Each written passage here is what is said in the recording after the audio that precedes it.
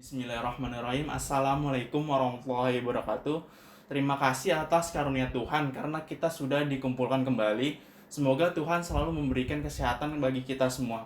Dan terima kasih juga kepada teman-teman karena sudah menghadiri perkumpulan kita ini. Semoga teman-teman selalu diberikan perlindungan oleh Allah Subhanahu wa taala.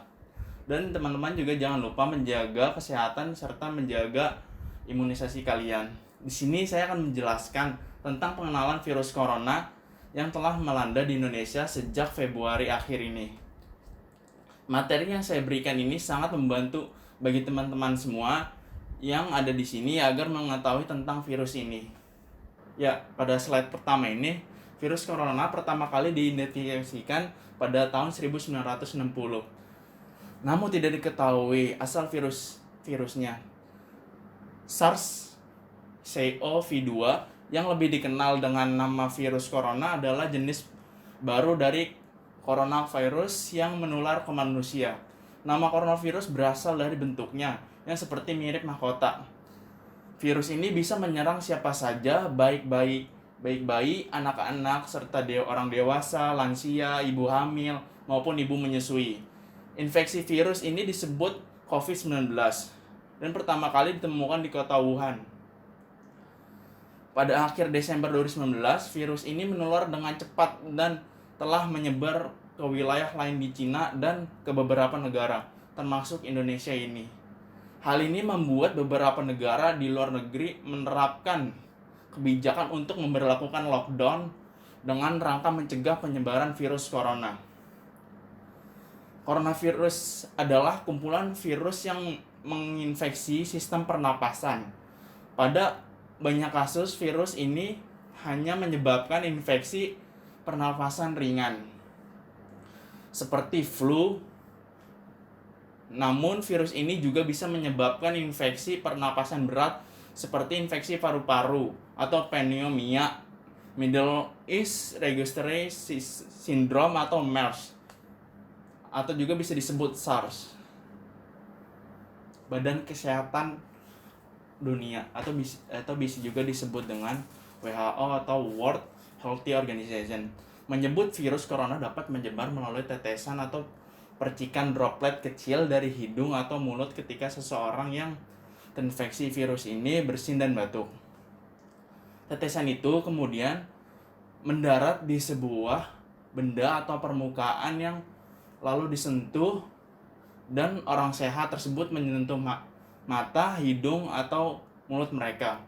Virus corona juga bisa menyebar ketika tetesan kecil itu dihirup oleh seseorang ketika berdekatan dengan yang terinfeksi corona.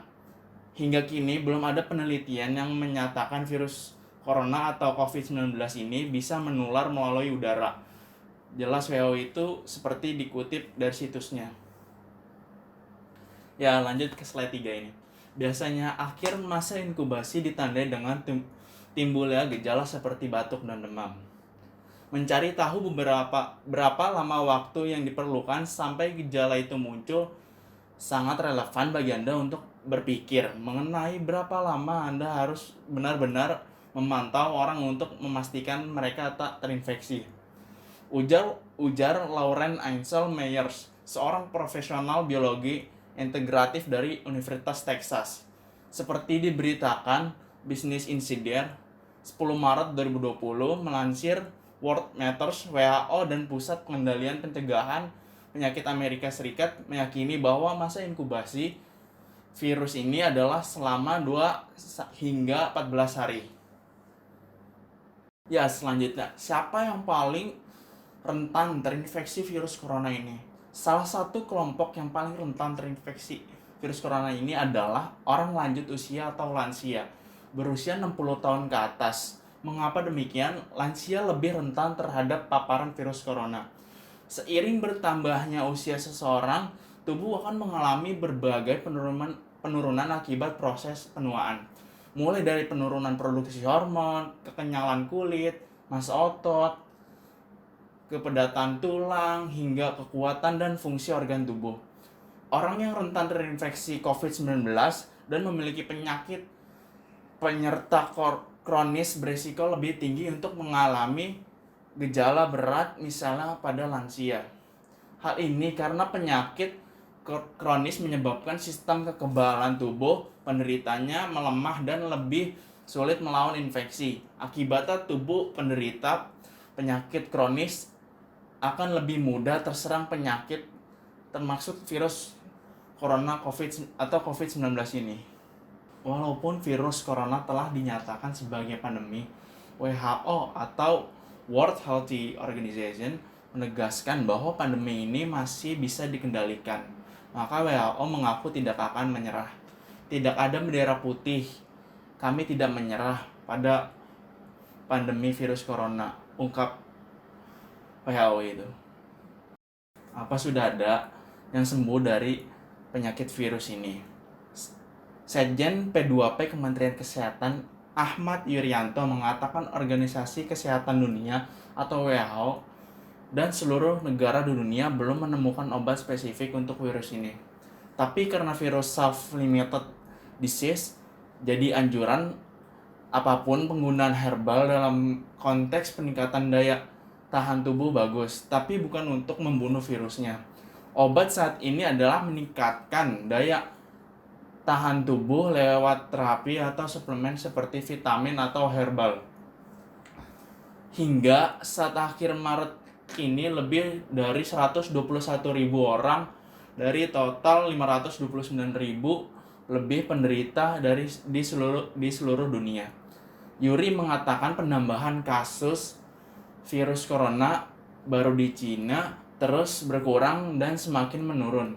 Total pasien virus corona di Cina mencapai sekitar 80.000, namun yang positif sembuh mencapai 55.000 orang. Apakah kita harus panik? Kita tidak usah panik. Kita bisa mengubah rasa cemas menjadi cara pelindungan diri, keluarga, dan komunitas, terutama dengan menjaga kebersihan diri dan menjaga kesehatan. Tetap pantau informasi terbaru serta perhatikan imbauan dari pihak berwenang mengenai keberlangsungan aktivitas, perjalanan, atau larangan yang berkumpul. Ya, ini ada tips buat kita semua agar kita bisa antisipasi penyebaran virus corona ini. Novel coronavirus (nCoV) atau biasa disebut dengan virus corona memiliki bentuk bulat, berdiameter sekitar 100 hingga 120 nanometer. Virus ini dapat menyebar ketika orang yang terinfeksi batuk atau bersin. Virus corona telah dideklarasikan WHO sebagai penyakit menular dan berbahaya. Untuk itu, pencegahan sejak dini sangat dibutuhkan. Air liur bisa menempel di berbagai tempat seperti tangan, gagang pintu, hingga peralatan elektronik. Dan jika Anda menyentuh sesuatu lalu Anda memegang wajah, mengucek mata, atau memegang wajah orang lain, bisa jadi semuanya akan terjangkit. Dan saat Anda bertemu seseorang yang terlihat batuk, bersin, atau sakit, disarankan agar Anda menjaga jarak. Selain itu, penggunaan masker dinilai cukup efektif untuk mencegah penyebaran virus ini. Saat digunakan, jangan sentuh bagian depan masker. Masker hanya dapat digunakan dalam 1 hari dan segeralah membuangnya.